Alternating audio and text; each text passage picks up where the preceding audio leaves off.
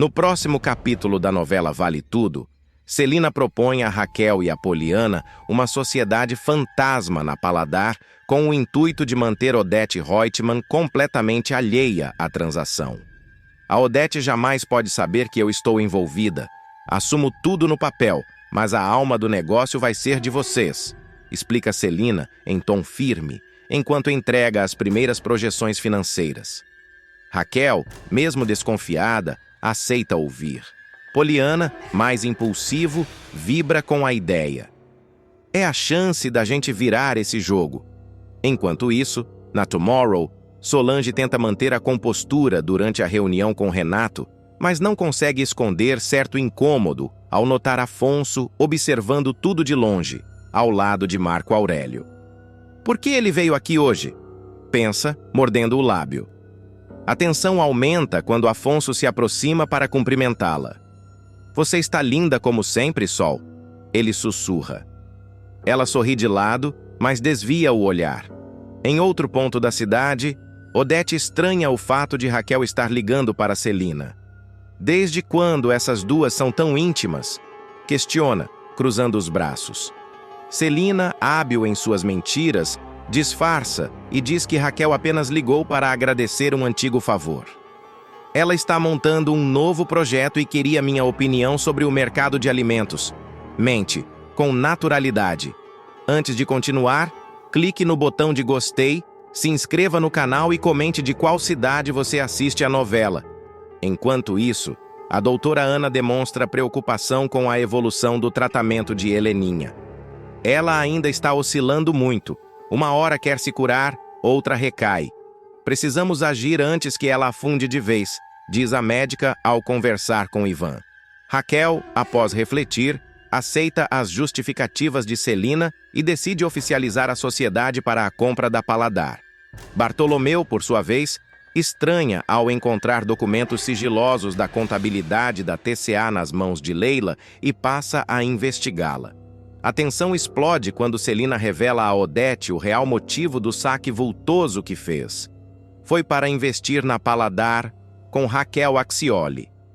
A vilã fica pasma. Enquanto isso, Raquel e Poliana fazem uma visita minuciosa aos galpões e cozinhas da empresa. No mesmo dia, Maria de Fátima entra triunfante na igreja ao lado de Afonso, sem imaginar o turbilhão prestes a explodir. Maria de Fátima estará prestes a sofrer um dos maiores baques de sua trajetória como aspirante à celebridade. Depois de tantos golpes, mentiras e armações, a vilã vai apostar tudo em uma nova fase: a carreira de influenciadora digital. No entanto, sua ambição e imprudência acabarão a levando ao fundo do poço, mais uma vez. E dessa vez, a queda será pública, humilhante e com direito a esculacho de Odete Roitman, em rede nacional. Tudo começa quando Fátima, deslumbrada com o título de esposa de Afonso Roitman, decide exibir sua nova posição social nas redes sociais. Durante uma visita à TCA, sem avisar ninguém e achando que poderia agir como patroa, a jovem invade a sala da presidência da empresa e tira uma foto sentada na cadeira principal como se estivesse no comando. Na legenda, escreve: "Me belisca? Tô sonhando ou é real que eu faço parte dessa história?" Em poucos minutos, a publicação viraliza, causando frisson entre seus seguidores e preocupação dentro da diretoria da TCA. Odete Roitman, que até então vinha tentando tolerar a presença da nora por respeito a Afonso, explode ao descobrir a publicação. A executiva, furiosa, manda apagar o post imediatamente. Fátima, contrariada, obedece, mas não sem antes gravar um vídeo em tom de protesto. Quando a mulher incomoda, os poderosos vêm com tudo, chamam de ridícula, cafona, fazem de tudo para silenciar, censura nunca mais, dispara em lágrimas tentando posar de vítima da elite opressora. Só que a estratégia, ao contrário do que imaginava, gera um efeito catastrófico. Os próprios seguidores começam a debochar dela, dizendo que é influenciadora de gabinete e que já começou a censura da mamãe rica. O vídeo rende memes e piadas que circulam rapidamente pelos grupos de fofoca. No meio da confusão, Afonso tenta apaziguar os ânimos, mas se vê dividido entre o amor pela esposa e o respeito pela mãe. Raquel, por sua vez, assiste tudo com certa ironia. Mesmo ainda se recuperando de suas próprias decepções com a filha, reconhece que Fátima está colhendo exatamente o que plantou. E quando Poliana comenta: "Você viu o escândalo da Maria de Fátima na internet?", Raquel apenas responde com um sorriso seco. Ela sempre quis ser famosa. Agora conseguiu. Enquanto isso, a pressão na TCA aumenta. Marco Aurélio alerta Odete sobre os danos à reputação da marca. O nome Reutemann está nos trending topics por causa dela, e não é por um bom motivo, dirá Marco, já irritado com a confusão. Celina, mais prática, sugere medidas imediatas. Ou você enquadra essa menina, ou a TCA vai afundar no ridículo. Em uma nova reunião familiar, convocada às pressas por Odete, a matriarca dos Reutemann chama Fátima para uma conversa nada amigável. Você pensa que está num reality show, é isso? Que pode sair por aí se promovendo em cima do nome da nossa família? Não é o post que você vai apagar, Fátima, é o perfil inteiro. Você prefere acabar com o seu perfil ou com a minha paciência? Dispara a empresária, olhando nos olhos da nora. Sem saída, Fátima tenta argumentar, mas acaba se enroscando nas próprias palavras. Eu não imaginei que estivesse incomodando tanto assim, balbucia, enquanto vê Odete levantar da cadeira e dar um passo em sua direção. Para de ser sonsa comigo que eu não tenho tempo nem estômago. O seu empreendimento é ter se casado com meu filho. Meu bem, se você fizer uma matemática de primeira série, vai ver que o que você ganhou com essa publi não paga metade do que essa brincadeira ridícula já custou pro Afonso, diz a vilã, com frieza cirúrgica. Fátima, inconformada, ainda tenta negociar com a sogra. Deixa eu ao menos fazer um vídeo de despedida pros meus Fatmores, implora, referindo-se aos seus seguidores. A resposta de Odete é imediata. É o apogeu do mau gosto. Imagina, Fatmores. Você devia ter vergonha de falar uma coisa cafona dessas em voz alta, Fátima, diz com sarcasmo. A decadência digital da golpista se intensifica quando colunistas de fofoca começam a divulgar prints da conversa entre Fátima e outros influenciadores, revelando que ela comprava seguidores e curtidas. Fake até no engajamento, escreve uma influenciadora rival. A vergonha só aumenta quando a exibição do vídeo de protesto vira pauta em um programa matinal onde especialistas comentam a postura de Fátima como vazia, oportunista e desrespeitosa com a própria sogra. Com o tempo, até mesmo os poucos amigos que restavam vão se afastando. A ex-modelo que a ajudava com os vídeos some e os contratos de publicidade, mesmo os menores, são cancelados. Nem publi de esmalte querem mais fazer com você, dirá Solange com ironia, ao reencontrar Fátima num salão de beleza. Ainda assim, a vilã tentará ressurgir das cinzas. Decide criar um novo perfil com outro nome, acreditando que poderá recomeçar do zero. Mas ao postar o primeiro vídeo, já começa a ser identificada e denunciada pelos próprios seguidores. É a golpista da Fatmores, diz um dos comentários. O novo perfil é rapidamente suspenso por violação de regras e ela recebe um e-mail informando a exclusão por reincidência de conteúdo impróprio. Enquanto isso, Odete continua de olho. Coloca um investigador particular para monitorar as tentativas da nora de se reerguer online. Eu já tirei muita gente do jogo, minha querida, e você não vai ser a exceção, dirá ela, numa de suas falas mais gélidas. Ao mesmo tempo, prepara um novo jantar com empresários, em que deixa claro: a imagem da TCA não será arranhada por nenhuma dondoca que acha que é influencer porque sabe abrir câmera no celular. Fátima, humilhada, apagada e sem rumo, assiste de longe o sucesso da sogra em novos empreendimentos, enquanto sua própria história se transforma em sinônimo de vergonha e fracasso na internet. O que parecia ser o início de um império digital termina como uma piada nacional, e o nome Fatimores passa a ser usado como meme para ironizar fracassos online. A guerra entre sogra e nora está longe de terminar, mas Odete já mostrou quem está no comando. E Fátima, pela primeira vez, começa a perceber que pode ter mexido com a pessoa errada. Maria de Fátima percebe que não estava lidando com qualquer desafeto, mas com Odete Reutemann, uma mulher fria, calculista e disposta a destruir qualquer um que manchasse o nome da família. Isolada, com a carreira digital arruinada, ela vê sua imagem virar chacota na internet, enquanto até os seguidores mais fiéis desaparecem. Tentativas de voltar com perfis falsos são rapidamente denunciadas, e os convites para campanhas publicitárias evaporam.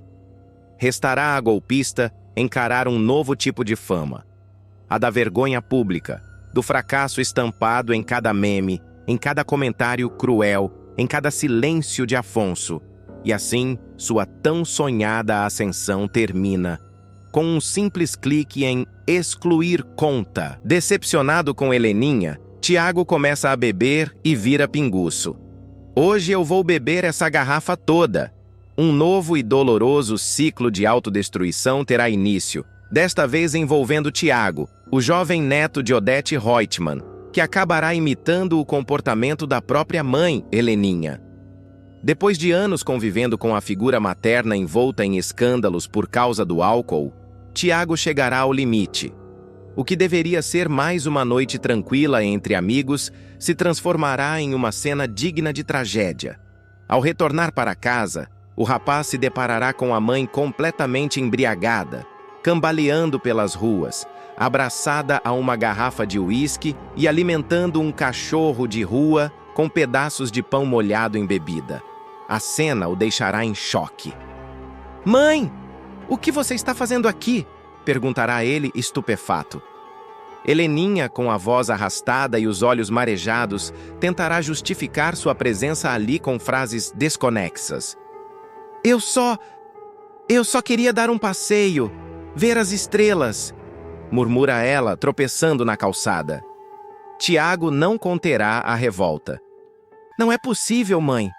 O que é que você tanto procura no fundo dessa garrafa de uísque? A vida tá aqui fora e você insiste em fugir dela." Mesmo envergonhada, Heleninha reconhecerá o erro. "Você tá certo. E eu tô errada, meu filho. Eu sou uma droga de mãe", dirá, tentando se levantar, mas cambaleando. Tiago, no entanto, surpreenderá ao adotar uma atitude inesperada. Em vez de ajudar a mãe a se recompor, ele tomará a decisão mais destrutiva possível. "Me dá um gole aí." Diante do espanto da mãe, ele arrancará a garrafa de sua mão e tomará um grande gole, engasgando logo em seguida, mas sem demonstrar arrependimento. "É isso que te consola? É isso que você escolhe todo dia no lugar de mim, do vovô, de todo mundo que ainda acredita em você? Então hoje eu vou te imitar, para você ver como é bom", declara ele com um olhar desafiador. Logo em seguida, Tiago atravessará a rua e entrará em um boteco, ignorando os protestos de Heleninha, que corre atrás dele gritando: "Amigo, me vê uma garrafa de uísque aí, por favor." "Não! A garrafa inteira!" exigirá o rapaz, batendo a carteira sobre o balcão. O garçom, confuso, hesita por um momento. "Você tem certeza, garoto?" perguntará. "Eu nunca tive tanta certeza na vida. Me serve essa porcaria logo." Heleninha, em prantos, tentará arrancar a garrafa da mão do filho. "Pelo amor de Deus, Tiago, não faz isso. Você não merece isso. Eu já tô destruída. Você não", suplicará. Mas Tiago estará decidido a se afundar. "Qual é o problema, mãe? Você gosta tanto de beber. Coloca tudo em risco só por isso, não é? E tem bom gosto ainda. Uísque importado, 12 anos. Hoje eu vou descobrir que sabor tem esse tal alívio que você vive procurando", dirá sarcástico. E então começa o ritual da decadência. Tiago se senta em uma das mesas do bar, derrama o líquido âmbar no copo e observa o movimento da rua. "Beber deve ser muito bom. Eu quero entender qual é a graça, mãe. Eu vou beber. Eu vou beber muito. Hoje eu vou beber essa garrafa toda, mãe." diz, olhando fixamente para Heleninha, que chora em silêncio. A mãe, vencida, apenas observa o filho sair cambaleando pela calçada com a garrafa nas mãos. Tiago atravessa a rua, entra em uma praça mal iluminada e se senta sozinho em um banco. A cada gole, sua lucidez vai se esvaindo e os pensamentos se embaralham em sua mente. Ele começa a rir sozinho, depois a chorar. Você virou piada, Tiago. Igual ela. Igualzinho ela, murmura, debruçado sobre os joelhos. Horas depois, a garrafa já estará pela metade. Tiago, completamente bêbado, mal consegue manter os olhos abertos. A madrugada avança silenciosa quando 3 rapazes se aproximam. São trombadinhas da região, conhecidos por assaltar bêbados desatentos. Tiago nem percebe o perigo. Olha o filhinho de papai dando vexame aqui, rapaziada, debocha um dos marginais. Outro puxa o celular do bolso de Tiago, que só então reage. Ei, me devolve isso, tenta dizer, levantando-se trôpego, mas mal consegue se equilibrar. Um dos agressores o empurra de volta ao chão. Tá querendo bancar o valentão agora, playboy? Os 3 começam a agredi-lo, com tapas, chutes e empurrões. Tiago tenta proteger o rosto com os braços, mas está sem forças. Socorro! Para! Murmura, caído no chão de terra batida. O barulho atrai um morador que liga para a polícia.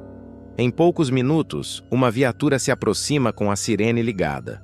Os agressores saem correndo antes de serem identificados. Os policiais descem e encontram Tiago desacordado, com o rosto sujo, os lábios sangrando e o olhar perdido no nada. Um dos agentes tenta acordá-lo. Garoto, você me escuta? Pergunta, enquanto o outro chama uma ambulância. Enquanto isso, Heleninha anda de um lado para o outro na frente do bar, desesperada, olhando para os lados e perguntando aos poucos frequentadores da rua se alguém viu seu filho. Ele saiu com a garrafa, não sei para onde foi. Eu devia ter impedido, mas ele me odeia. Repete, aflita. Quando a sirene da ambulância soa ao longe, ela corre na direção do barulho, sentindo o coração gelar no peito. Na manhã seguinte, Tiago acordará em um leito de hospital, com curativos na testa e um soro espetado no braço. Sua primeira reação será tapar os olhos com a mão, sentindo vergonha. Heleninha estará sentada ao lado dele, com a maquiagem borrada pelas lágrimas, segurando a mão do filho enquanto ele dorme. Quando ele abre os olhos, ela tenta sorrir. Você tá bem? Graças a Deus, diz. Mas Tiago vira o rosto, incapaz de encará-la. Ao mesmo tempo, Odete Reutemann ficará sabendo do episódio através de um telefonema do hospital. A empresária, fria como sempre, reagirá com desprezo. Claro que esse garoto acabaria assim. Com uma mãe fracassada como a Heleninha, o que mais se esperava? Um príncipe da Noruega? Dirá, jogando o telefone sobre a mesa. Enquanto isso, Marco Aurélio será avisado por um dos médicos do hospital. Ele largará uma reunião importante para ir até lá, e ao ver o filho naquela situação, não conterá a emoção. Meu Deus, o que fizeram com você, meu filho? Murmura, acariciando os cabelos de Tiago. Heleninha se afastará ao ver Marco Aurélio entrar, envergonhada demais para encarar o ex-marido. Dias depois, o episódio repercutirá entre os funcionários da TCA e nos círculos sociais frequentados por Odete. Os comentários serão venenosos. Primeiro foi a filha, agora o neto. Aquela família está podre por dentro, dirá uma socialite durante um jantar. Odete fingirá não se importar, mas por dentro ficará furiosa. Eu não vou permitir que o sobrenome Reutemann seja arrastado pela sarjeta dessa maneira, nem que eu precise agir com minhas próprias mãos. Enquanto isso, Tiago começará a se isolar. Deixará de frequentar a faculdade, não responderá às mensagens dos amigos e trancará a porta do quarto por horas a fio. Heleninha, tomada pela culpa, tentará se aproximar, mas ele apenas dirá: me deixa em paz, você conseguiu. Agora eu sou igual a você. A partir desse momento, a relação entre mãe e filho entrará em colapso. Heleninha sentirá que perdeu Tiago para o mesmo vício que a destruiu, e a dor disso será ainda maior do que todas as quedas que já sofreu. Solange vai ser a convidada que vai transformar o casamento de Fátima em um barraco inesquecível. O que era para ser o dia mais triunfante da vida de Maria de Fátima se transformará num verdadeiro circo de horrores, com direito à invasão inesperada, ofensas públicas, bofetada, vestido rasgado e uma cena que ficará marcada como uma das mais explosivas da novela. Tudo começará com uma jogada maquiavélica de Odete Reutemann, que resolverá apimentar a cerimônia de casamento entre o seu filho Afonso e a ambiciosa Fátima. A empresária, movida por um sádico prazer em humilhar seus inimigos, decide incluir Solange Duprat, ex-namorada de Afonso e rival direta de Fátima, na lista de convidados. Fátima, ao revisar os nomes, estranhará a presença da jornalista e imediatamente levará a questão até a vilã. Eu não tenho ninguém para chamar, não. Mas eu olhei a lista e deve ter sido um equívoco do cerimonial. Só pode... porque o nome da Solange está aqui. Isso é um erro, não é? Dirá, entre nervosa e desconfiada. Com um sorriso malicioso, Odete responderá friamente. É meu esse convite. Fátima, ainda mais confusa, reagirá com incredulidade. A senhora quer que ela vá na igreja? E a resposta virá carregada de veneno. Claro, qual é a graça de vencer se os nossos oponentes não estiverem lá para assistir? Mal sabe a dupla que o tiro sairá pela culatra. Solange, apesar de relutar a princípio, decidirá comparecer à cerimônia movida por uma mistura de raiva, desejo de confrontar a ex-amiga e, acima de tudo, por não querer parecer fraca diante dos dois. No dia do casamento, ela surgirá imponente na recepção dos noivos, chamando a atenção dos convidados com sua postura firme, olhar fulminante e um vestido vermelho sangue, desafiador. Assim que põe os pés no salão luxuosamente decorado, todos os olhares se voltam para Solange. Cochichos se espalham entre os convidados e até Afonso demonstra surpresa ao vê-la. Já Fátima tenta disfarçar a inquietação, mas o desconforto fica evidente. O que ela veio fazer aqui? Isso só pode ser provocação, murmura para Odete, que, indiferente, apenas toma um gole de champanhe e diz: Você queria vencer, não queria? Então aproveita, querida. Solange, sem perder tempo, cumprimenta Afonso com um beijo no rosto, lança um sorriso forçado e ignora solenemente Fátima, que se contorce de ódio por dentro. Porém, o auge do conflito virá mais tarde, quando Solange perceber que a noiva se afastou da festa e subiu sozinha para o ateliê. Sem pensar duas vezes, ela segue os passos da rival, decidida a acertar as contas ali mesmo, longe das câmeras e dos curiosos. Ao entrar no cômodo, Solange fecha a porta atrás de si com força. Fátima, que ajeitava o véu diante do espelho, se vira com um susto. O que é que você está fazendo aqui, Solange? Pergunta, tentando manter o tom de superioridade. A jornalista responde com ironia. Ah, eu vim te prestigiar. Se você tivesse me pedido ajuda, eu teria escolhido um vestido de noiva ainda mais romântico. Eu acho que você acertou a linha do look, mas foi um pouco tímida. Eu teria dobrado o tamanho da cauda, investido mais no bordado, feito algo mais digno de uma farsa como esse casamento. Fátima finge rir, mas logo perde a paciência. Você tá se doendo por quê, Solange? Não é minha culpa se o Afonso se apaixonou por mim. O amor não se força, querida. Eu e ele somos almas gêmeas. O que vocês tiveram foi fogo de palha. Mas Solange, com os olhos marejados de raiva e mágoa, rebate com força. Você roubou ele de mim. Você armou, você se fez de vítima, se infiltrou na vida dele com mentiras. Você se aliou com a mulher mais podre desse país para conseguir o que queria. Mas saiba que o Afonso pode estar iludido agora, mas ele não é idiota. Alguma hora ele vai ver quem você é de verdade. Nesse momento, Solange cita a frase emblemática da trama. A gente pode enganar todo mundo por um certo tempo, mas não pode enganar todo mundo por todo o tempo. Essa máxima nunca falhou, E vai funcionar no seu caso também.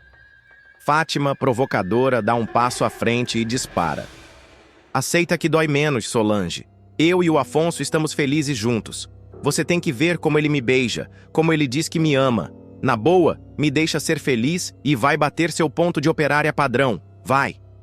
A ofensa é a gota d'água. Solange, tomada pela raiva, grita: "Eu te odeio, sua desgraçada!" e desfere um tapa estalado no rosto da rival.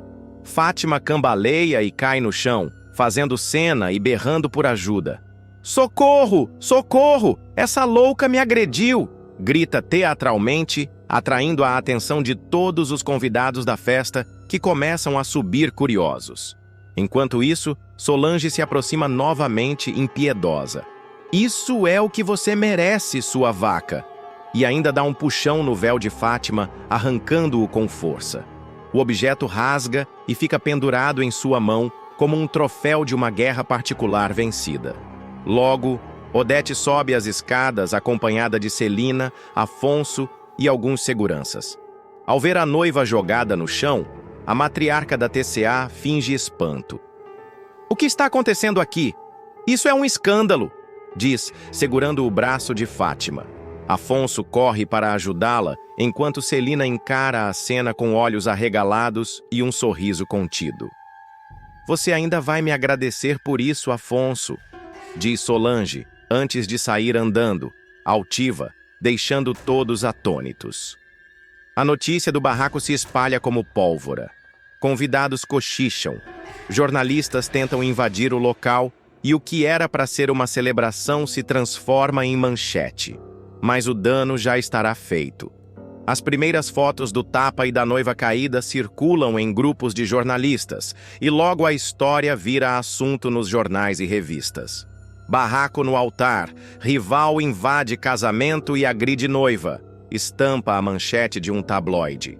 Raquel, que desde o início pressentia que algo daria errado, observa tudo de longe. Ela está colhendo o que plantou, diz com pesar para Poliana. Já Gilda, ao saber do episódio, não esconde a satisfação. Essa menina precisava de um choque de realidade. Que bom que a Solange teve coragem. Enquanto isso, Afonso começa a refletir sobre tudo o que aconteceu. Ela estava muito nervosa, mãe. Mas o que a Solange disse faz sentido. Será que a Fátima realmente se aliou à senhora desde o início? Será que eu me enganei com ela? Questiona, inseguro. Odete tenta minimizar. Afonso, não dê ouvidos a uma mulher recalcada. Solange está desequilibrada, é só isso. Mas a dúvida já está plantada. Na rua, Solange caminha sozinha, com os sapatos na mão, o vestido amarrotado e o coração disparado. Apesar da confusão, ela não se arrepende. Foi libertador, dirá a si mesma, com um sorriso de quem finalmente disse tudo o que precisava. O barraco vira o assunto do dia, e o casamento que deveria selar uma união milionária se torna um dos maiores vexames da alta sociedade. E enquanto os convidados se dividem entre os que fingem que nada aconteceu e os que já estão postando tudo nas redes sociais, uma certeza fica no ar. Esse casamento está longe de ser o conto de fadas que Fátima sonhava. Ainda nos dias que seguirão ao casamento, a confusão provocada por Solange se tornará o centro das atenções em toda a alta sociedade carioca. O escândalo será tema de colunas sociais, de programas de fofoca na televisão e até de editoriais velados em revistas de moda, com títulos como A Noiva de Vestido Rasgado e A Farsa do Amor Perfeito. Odete Roitman, preocupada com os danos à sua reputação e à imagem da TCA, tomará medidas imediatas para abafar o caso, ameaçando jornalistas e oferecendo acordos financeiros para manter os vídeos e as imagens do escândalo longe do público. No entanto, as consequências internas do vexame serão inevitáveis. Afonso, que já havia ficado desconcertado durante a cerimônia, começará a se afastar emocionalmente de Maria de Fátima.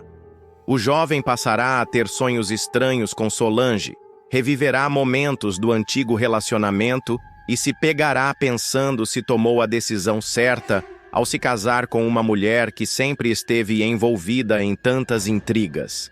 A dúvida corroerá sua confiança. Fátima, por sua vez, viverá um misto de fúria e desespero. Trancada por dias no quarto da mansão, recusará visitas, comida e qualquer tipo de consolo. Em conversas com Odete, a jovem exigirá vingança. Essa mulher destruiu o dia mais importante da minha vida. A senhora prometeu que nada daria errado. A Solange vai pagar caro por isso. Berrará em lágrimas, jogando objetos pelo quarto. A vilã, com frieza, responderá: "Você já venceu, querida. Agora é só manter a pose." Maria de Fátima finalmente conseguirá engravidar, coroando o casamento com Afonso com aquilo que sempre buscou: segurança, prestígio e, acima de tudo, acesso à fortuna da família Reutemann.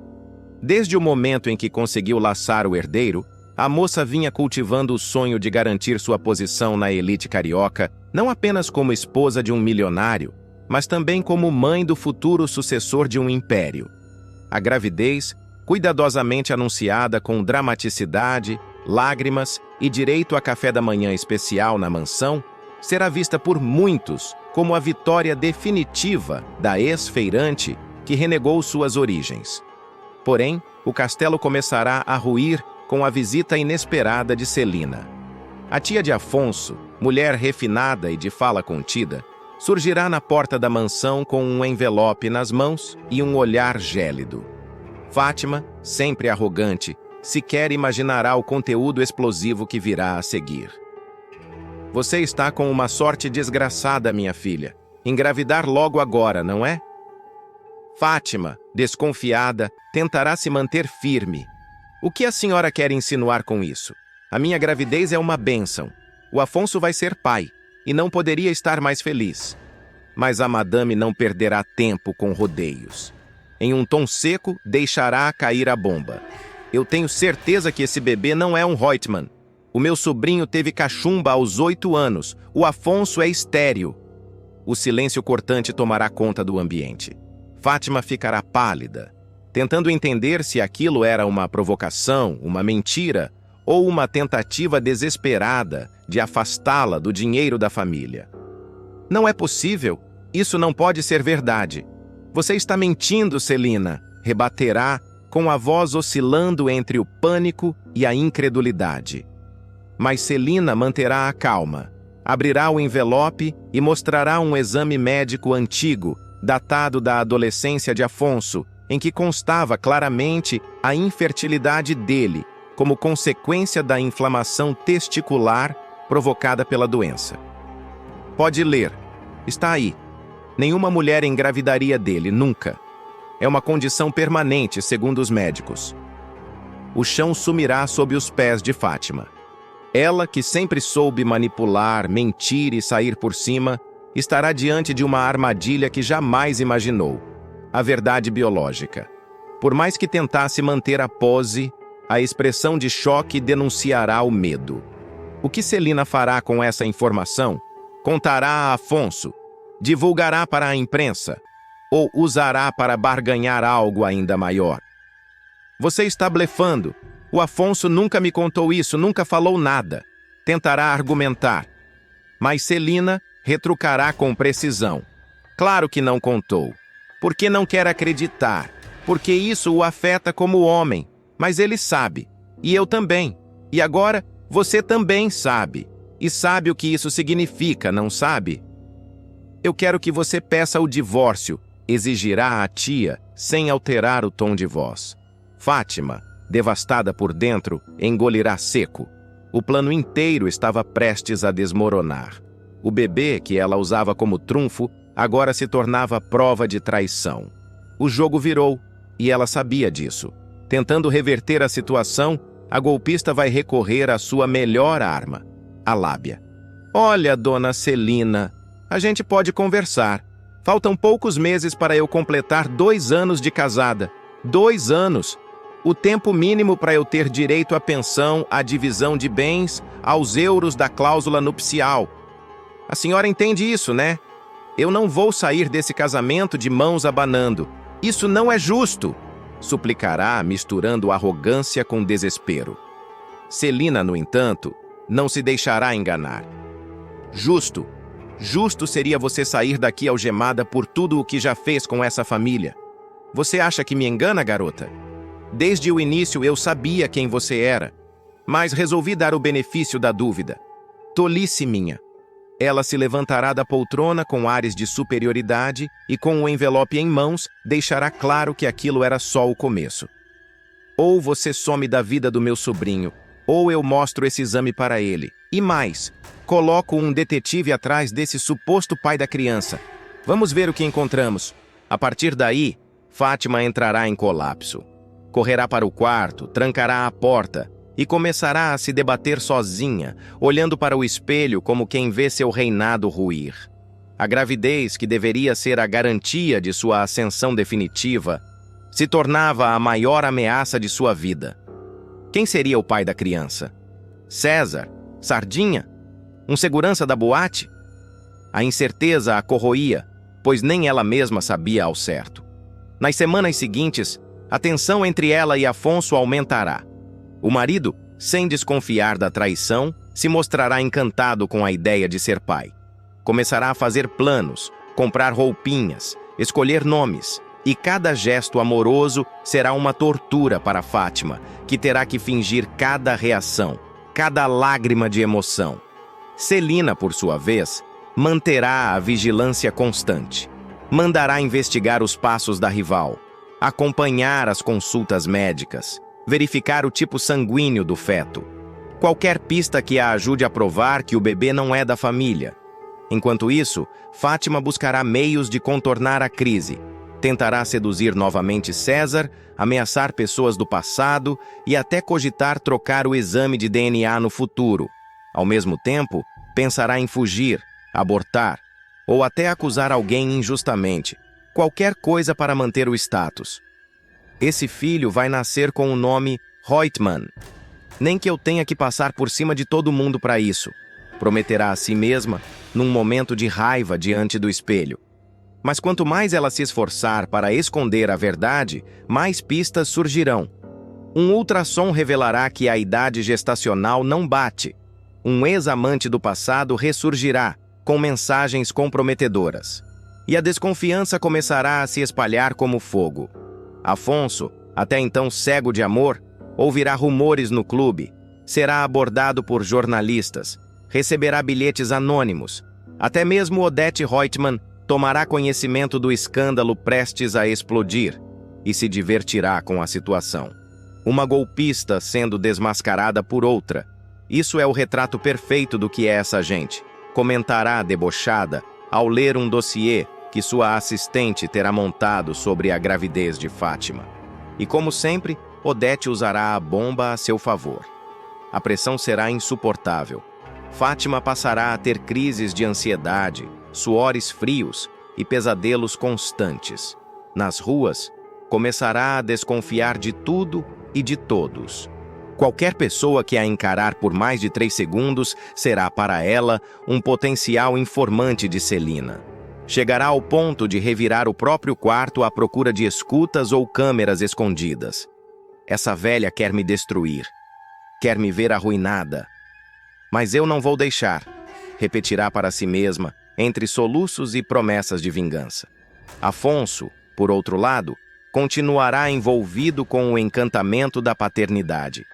Fará planos de viagem com o bebê, criará um quarto temático na mansão e até idealizará sessões de fotos para a chegada do herdeiro.